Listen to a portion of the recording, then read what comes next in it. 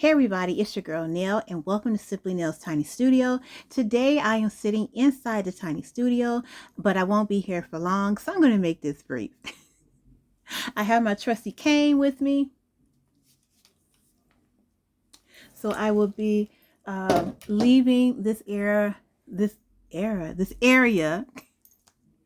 after I conclude this video. But this is vlog number, I believe it's vlog number 15. And happy Nailsgiving. My birthday is coming up. It'll be here on Tuesday, so I'm very excited about it. This video is about Black women and our rest era.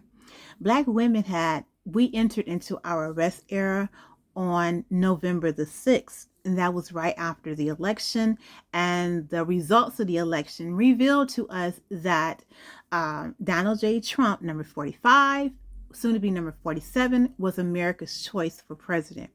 After such a eye-opening election, or I should say eye-opening campaign, Americans still decided that Donald Trump was their man.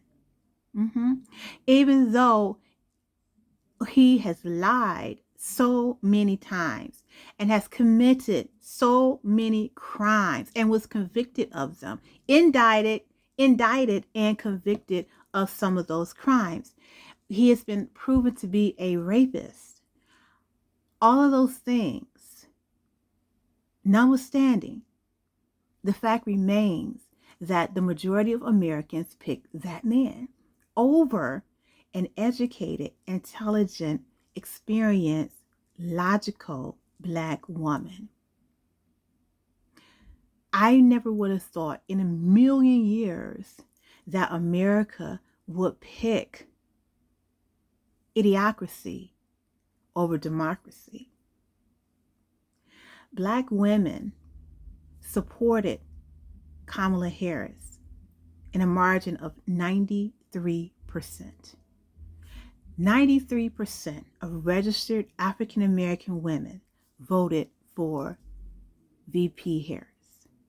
83% of registered African American men voted for VP Kamala Harris. What does that say? What it says is that Black America realizes and recognizes that Donald J. Trump is a threat to democracy, a threat to our community as Black Americans, and a threat to America herself. That is what it means. Now, even though there are various reasons why people voted for Donald Trump, some say it's the economy. Some say it's immigration. Some say there should be a situation where career politicians are shown the door, draining the swamp. There are so many reasons on the table as to why people say they voted for Donald Trump. But the reason no one wants to discuss or talk about is the fact that many, or the majority of white Americans, put their weight behind Donald Trump for the simple fact that they were not going to vote for a Black woman. So in essence, their vote was a vote for white supremacy as opposed to democracy. Their vote was for idiocracy and authoritarianism as opposed to democracy and freedom for all. So Black women who saw that, the 92 to 93% of African American women who saw that and saw the results on November the 6th, we collectively decided that we have entered into our rest era. As America enters its F.A.F.O era, which is the F around and find out era, Black women have decided that we are going to withdraw and we're going to enter into our rest era. What does that exactly mean? What it means is that for years, since Black women have been in this country, who were dragged here, stolen, kidnapped, brutalized, and traumatized. Since we have placed our foot onto the shores of the Americas, we have basically been the mule of democracy. What does that mean?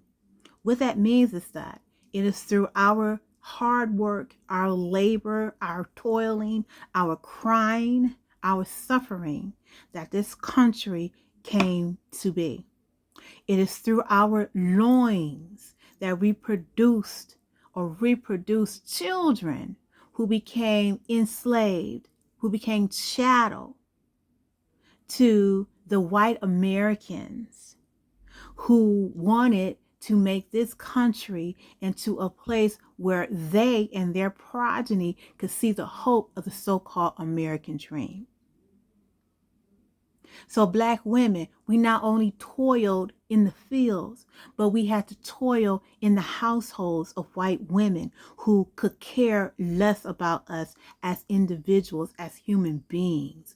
We took care of their homes. We raised their children. When they did not have breast milk to feed their children, we were the wet nurses that took their babies onto our bosoms and fed them our milk that belonged to our children. And that's how the white race was sustained. Through the blood and sweat and tears, tragedy, and trauma of Black women. Now, as America progressed and moved ahead, Black women were at the heart of the struggle of liberation. Black women like Harriet Tubman, like Sojourner Truth, they were at the forefront. And many other Black women who were journalists and writers who wrote about the liberation of our people, who held us up, who opened schools and taught Black children to read, to dream, to hope for an America where they would be free. All throughout time, the history of America, there has been Black women who were right there, advocating for freedom, advocating for liberation, advocating for the education of Black souls.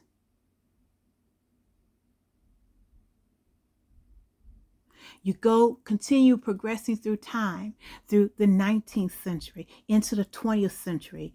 So many Black women were there.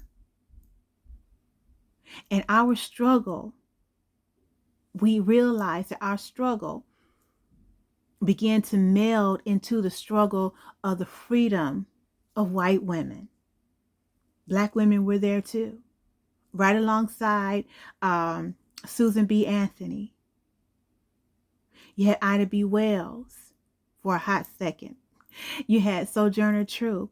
Black women strived for liberation in this country. And white women, what did white women do? White women didn't want us to be a part of that struggle.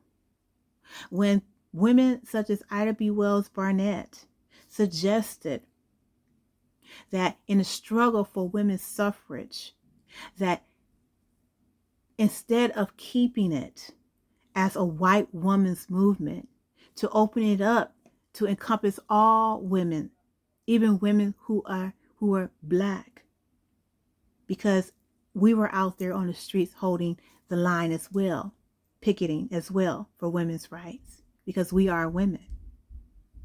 But Susan B. Anthony and those like her said, oh, no. We are never going to place your interest and your cause at the forefront of ours. That's white women. And so when women's liberation, when women were granted the right to vote, I believe it was in 1923, that was wonderful. That was all women. But we know that it was not all women, because Black women still were not able to safely vote until 1965. That's 59 years. Think about it. And even though Black women, we have made strides throughout time, there are Black women in many, as heads of many different corporations. There are women who are on Wall Street. There are Black women who are really making big moves and big strides in corporations, companies, industries, leading industries, small business, magnets. Even though Black women are there, we're still not granted the same pay as our white female counterparts. We're still not gaining the same respect in those positions as our white counterparts. That's the reality.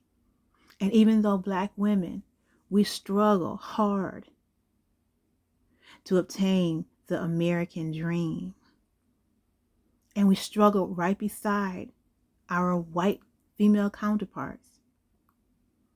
Our white female counterparts, white women in general, obviously do not appreciate our hard work, do not respect our intellect,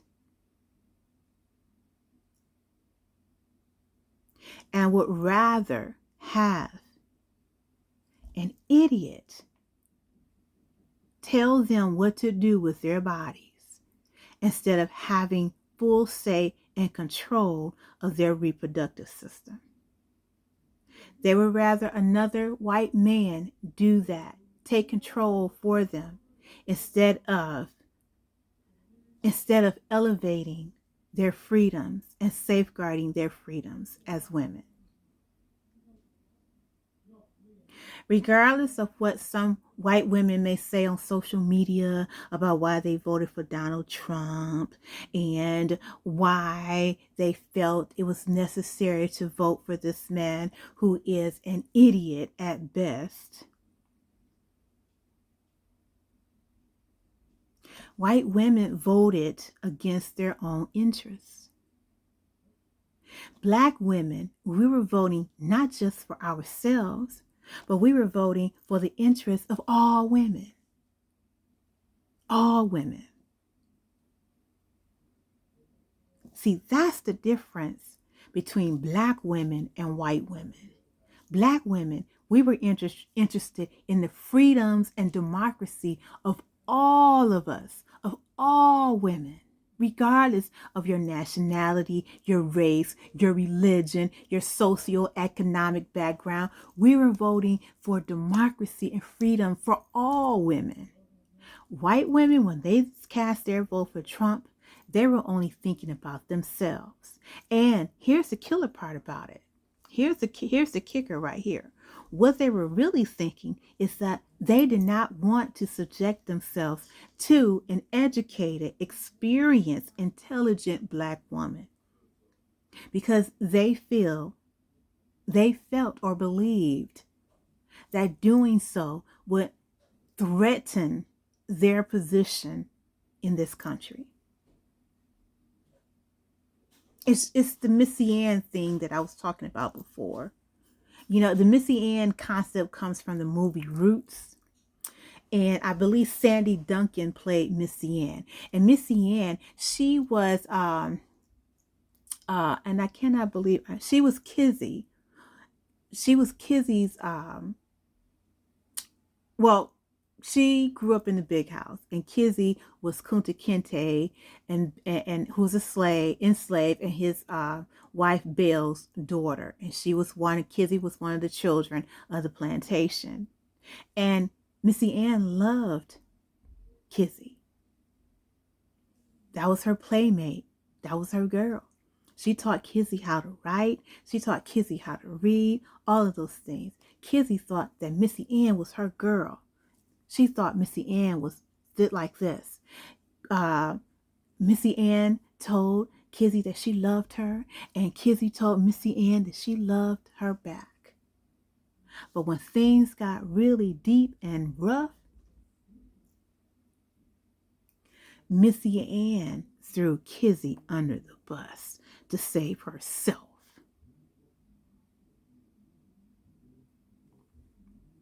Yes, she did.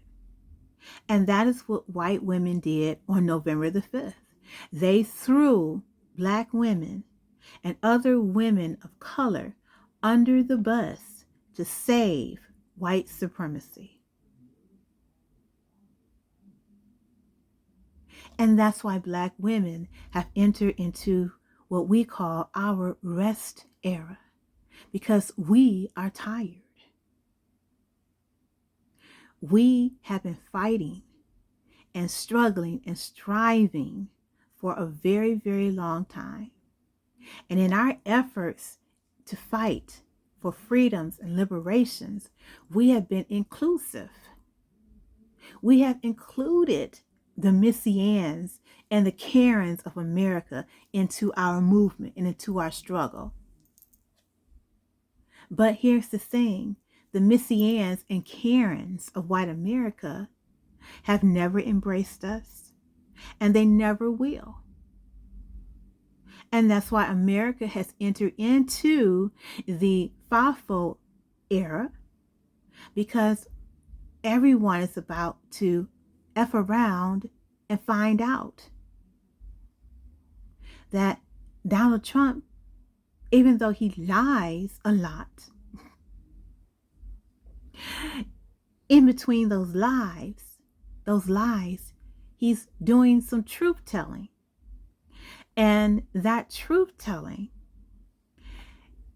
reveals or will reveal exactly the state, the new state and purpose of what America is devolving into.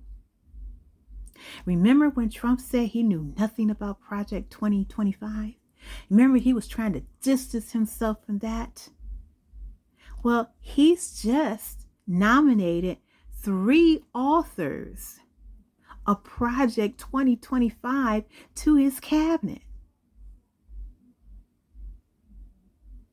This man told us, I don't know anything about Project 2025. He knew all about it. He knows all about it. And he's putting people in place who are part of Project 2025 to be in this new upcoming administration. So yes, America is about to F around and find out. But as America does that, Black women will be entering into our rest era. Don't ask us to help you, white women, picket anything. We're not marching for anything. Besides, you never really wanted us to be a part of it to begin with. We'll just watch you do it. Black women, we will not be supporting any organizations. We will not be discussing anything that have to do with politics with you, white women, or anyone else. Not right now. We're in our rest era. So whatever goes on and happens to America, because America has decided to F around and find out, will have nothing to do with us. Because we will be going into our own realm, and we will be supporting ourselves, and we will be supporting one another in the Black community. That's what we'll be doing. But we'll be watching. We'll be watching with great interest. Because remember, it did not have to be this way. It did not have to be this way. But it is. And we're going to have 4 years of effing around and finding out. I will continue to do what it is that I do. I will continue to be the entrepreneurial businesswoman that I am. I will be continuing to support other Black women.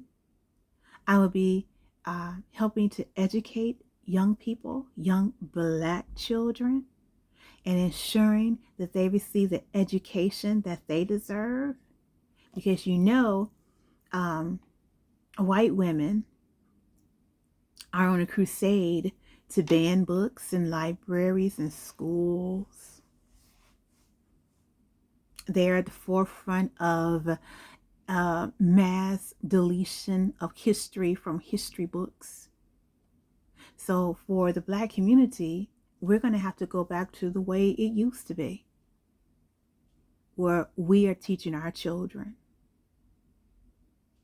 educating our children. And that's what I'll be doing. So while America enters into its F.A.F.O era, Black women, we're entering into our empowerment era. Because while we rest, we will be empowering ourselves, our children, and our men.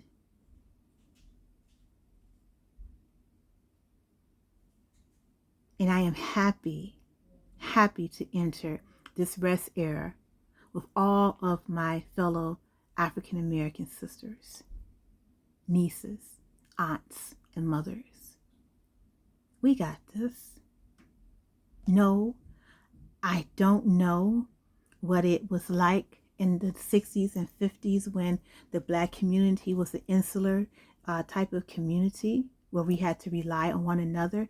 As we have all realized, desegregation did a really disservice to the Black community. But